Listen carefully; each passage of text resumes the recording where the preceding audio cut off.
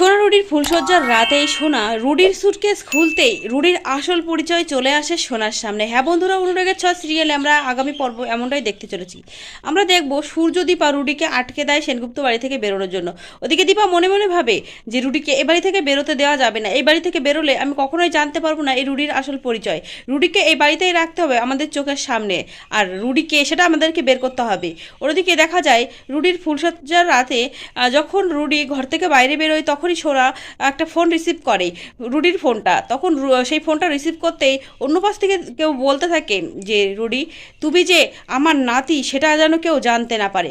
গলাটা অনেক চেনা চেনা লাগে সোনার, কিন্তু সোনা বুঝতে পারে না এই গলাটা কার।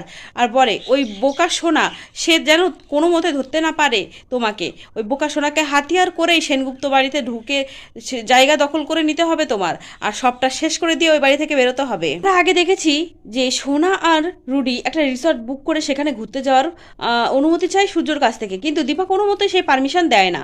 তুমি বলে তুই এখনো ওদেরকে বাধা দিবি, ওরা স্বামী স্ত্রী, ওরা ঘুরতে যেতেই পারে। তাছাড়া ও রুডি দাদাইয়ের কাছে পারমিশন চাইছে, তুই বারণ করার কে? তখন দীপা বলে আমি ওর মা, তাই আমি ওকে যেতে দেবো না, আর যদি যেতেই হয় তাহলে আমরাও সেখানে যাব। ওদিকে প্রবীর সেনগুপ্ত বলে যে বড় বৌমা যে কথাটা বলছে হয়তো ভেবেই বলছে, ও আবেগের বশে কথা বলার মেয়ে নয়, তাই ওর কথায় একটা যুক্তি আছে, তাই আমরা সকলে সেখানে যাব।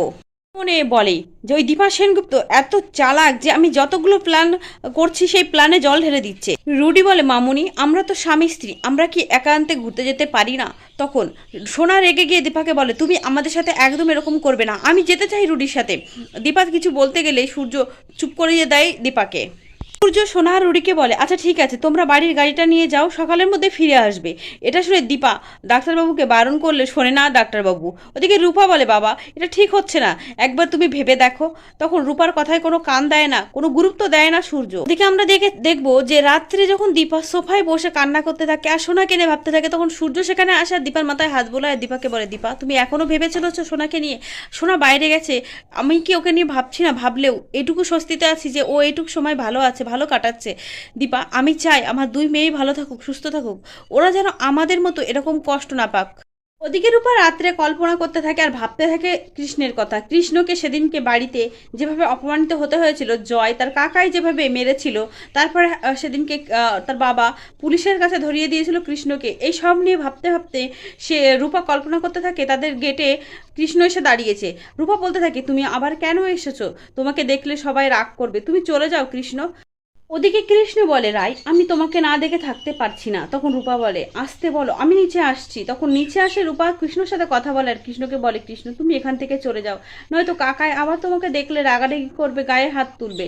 তখন কৃষ্ণ বলে আমি জানি সবটাই হতে পারে, সেটাও জানি, কিন্তু আমি কি করব রায়, আমি তোমাকে ছাড়া একটা মুহূর্ত থাকতে পারছি না, আমি তোমাকে ছাড়া থাকতে পারবো না। ওদিকে রুডি সোনাকে নিয়ে রিসর্টে চলে যায় আর রিসর্টে আগে থেকে বলে রাখা রুডির এক বন্ধুকে ক্যামেরাম্যান সাজিয়ে সেখানে নিয়ে আসা হয়। ক্যামেরা করতে থাকে আর রুডি সোনাকে বলে সোনা আমি তোমাকে অনেক ভালোবাসি। মাটিতে হাঁটু গেড়ে বসে সোনাকে প্রপোজ করতে থাকে, সেই সব কিছু ক্যামেরা বন্দি হয়। ওদিকে রুডি বলে যে সোনা বলে যে রুডি আমি চেঞ্জ করে আসছি, তুমি ততক্ষণে ওনাকে চলে যেতে বলো।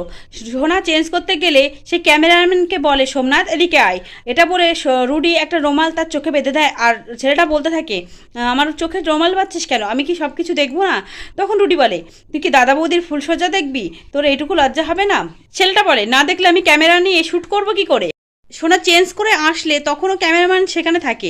সোনা রুডিকে বলে রুডি তুমি ওই ছেলেটাকে এখনও যেতে বলোনি কেন, আর ওর চোখে এভাবে কাপড় বাঁধা কেন? তখন রুডি বলে আসলে আমাদের বিয়ের পরে প্রথম নাইট, তাই আমি সব কিছু রেকর্ড করে রাখতে চাই, তাই ওর চোখে কাপড় বেঁধে রেখেছি। সোনা বলে এসব কি হচ্ছে রুডি? আর রুডি বলে তোমাকে এই ড্রেসে একদম ভালো লাগছে না। তখন সেই ছেঁড়া কাটা নীল কালারের সেই ড্রেসটা যেটা রুডি নিজে কেটে ফেলেছিল, সেই ড্রেসটা সোনাকে পরতে বলে আর বলে এটা পরে আমরা ফুলসজ্জা করব। সোনা বলে এই নোংরা পোশাকটা তুমিই কেটেছিলে আর তুমি এটা আমাকে পড়তে বলছো, আর ওই লোকটা এই ঘরের মধ্যে এখনও রয়েছে, ওনাকে বের করে দাও। তখন ওই ক্যামেরাম্যান বলে বৌদি আমি তো অনেক কাপালদের ভিডিও এভাবেই করেছি, আমি কিছু দেখবো না, তোমরা তোমাদের মতো ফুলসজ্জা করো। দীপা আর রূপা একই স্বপ্ন দেখে। দীপা স্বপ্নে দেখতে থাকে যে রুডি সোনাকে গলায় একটা ওড়না পেঁচিয়ে মারার চেষ্টা করছে। দীপার ঘুম ভেঙে যায়, দীপা চিৎকার করে ওঠে, রূপাও ঘুম ভেঙে যায়। রূপা বলে মা আমিও সোনা হিংসুকুটিকে নিয়ে একটা স্বপ্ন দেখেছি, দুঃস্বপ্ন, আমাদের সোনাকে বাঁচাতে হবে, সোনার বড় বিপদ মা। দীপা আর রূপা রাত্রে সেই রিসর্টের উদ্দেশ্যে বেরিয়ে পড়ে, সেটা লক্ষ্য করে কৃষ্ণ। কৃষ্ণ দীপা আর রূপার পিছন পিছন সেখানে গিয়ে পৌঁছায়।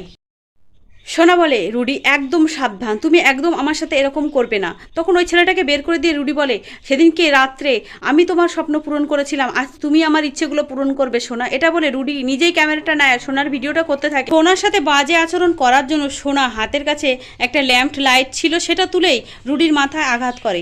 সেখান থেকে সোনা পালালে সোনার পিছু নাই রুডি। রুডি সোনাকে ধরে ফেলা, সোনাকে বলে, সোনা আমাকে ভুল বুঝো না। সোনা রুডির হাত ছাড়িয়ে সেখান থেকে পালানোর চেষ্টা করে আর দীপার নাম নিয়ে মা মা করে ডাকতে থাকে। ঠিক তখনই দীপা আর রূপা সেখানে হাজির হয়। দীপাকে দেখে জড়িয়ে ধরে সোনা। সোনা বলে, মা আমি ওর সাথে কোথাও যাব না।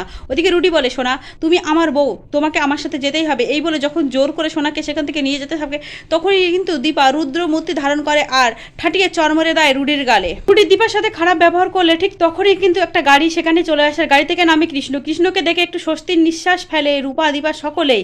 দীপা বলে, তোমাকে ভগবান এখানে পাঠিয়েছে। কৃষ্ণ বলে, আসলে তোমাদের দুজনকে আমি ওইভাবে বেরিয়ে আসতে দেখে তাই আমি তোমাদেরকে ফলো করে এখানে এসেছি। কোনো সমস্যা হয়েছে আন্টি? আমি কি তোমাদের কোনো সাহায্য করতে পারি? তখন দীপা বলে, তুমি আমাদের সাথে থেকো। দীপা সোনাকে নিয়ে সেখান থেকে বেরিয়ে গেলে রুডি চিৎকার করে তার দাদু কুমারকে ডাকতে থাকে আর বলে, দাদু তোমার প্রতিশোধ আমি নিতে পারলাম না, যতবারই চেষ্টা করছি ওই দীপা সেনগুপ্ত হাজির হচ্ছে, এবার আমি ওই পরিবারকে শেষ করে ফেলবো।